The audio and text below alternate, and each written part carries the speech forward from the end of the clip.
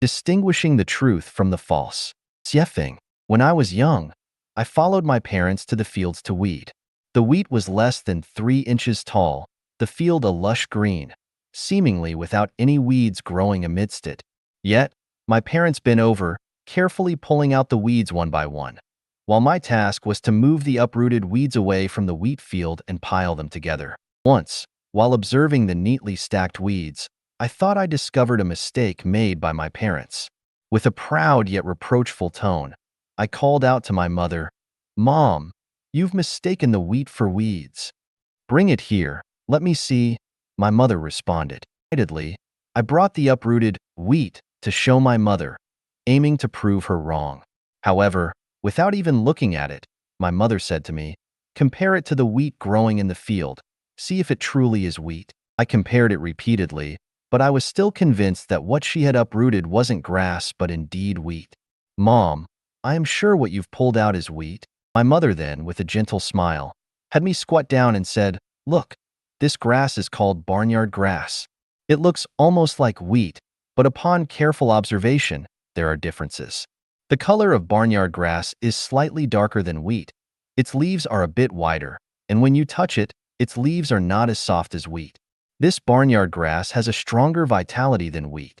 If we do not pull it out now, it will absorb all the nutrients nearby, hindering the wheat around it from growing well." I earnestly compared it again and found my mother's point to be completely accurate. I mimicked her actions, searching the field, and discovered many barnyard grasses that looked like wheat among the seemingly wheat-filled field. I uprooted one barnyard grass and asked my father to identify it. He glanced at it, his dirty hand touching my head, and praised, "My child is so clever." At that moment, the pride I felt was no less than Columbus discovering a new continent. Now, I can also tell the difference between barnyard grass and wheat. But as an adult, I've been deceived time and again.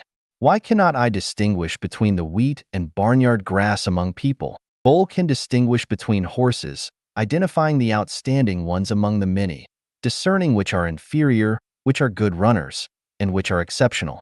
This ability, akin to my parents' differentiation between wheat and barnyard grass, requires considerable effort and stems from long-term observation and analysis. It's a skill that's challenging for an amateur to master. Thus, I admire all those who possess such skills, and I realize that in every matter, it requires experts to make judgments.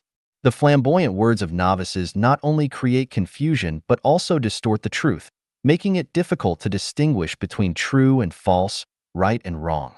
I imagine how wonderful it would be if in this world, all novices refrained from interfering in matters of experts, refraining from meddling in what they do not understand, refraining from casually writing articles to critique. What I cannot comprehend is why those with shallow understanding and superficial skills are so fond of criticizing and commenting on philosophy, thoughts, politics, arts, and spiritual studies.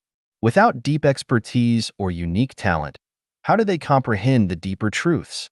Why not be a bit humble? Displaying one's limited knowledge only shows shallowness and immaturity. Boasting shamelessly only signifies arrogance and conceit.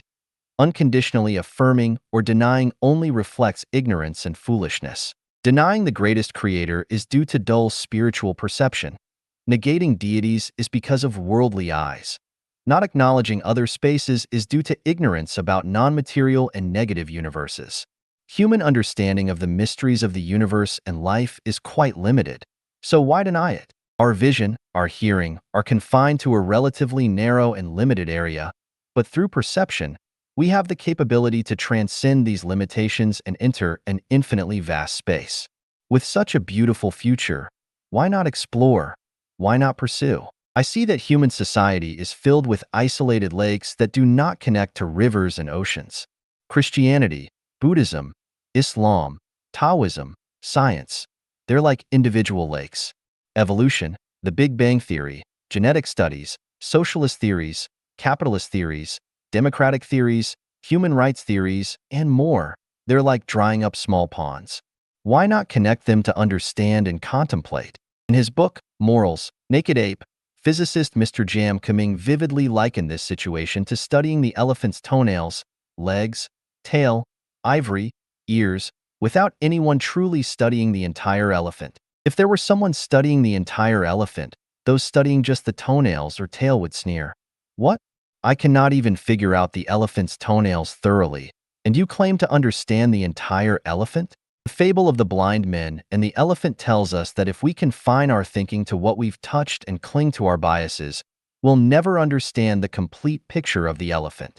We'll forever remain in endless debates of the elephant is a pillar, the elephant is a wall, the elephant is a rope, the elephant is a fan, but we'll never unravel the eternal question of which came first, the chicken or the egg. In the past 20 years, many knowledgeable, aspiring, and idealistic people have been exploring ways to end authoritarianism.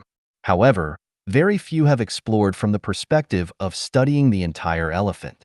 Most have confined their vision to the narrow field of elephant toenail studies, leg studies, focusing solely on emperors, political parties, and systems, as if you could both nurture fish and grow crops in water equally. I lack profound moral virtues, but I've learned from my parents how to distinguish wheat from barnyard grass and understand the method of integrating human culture. But how many are interested? Continue with your debates.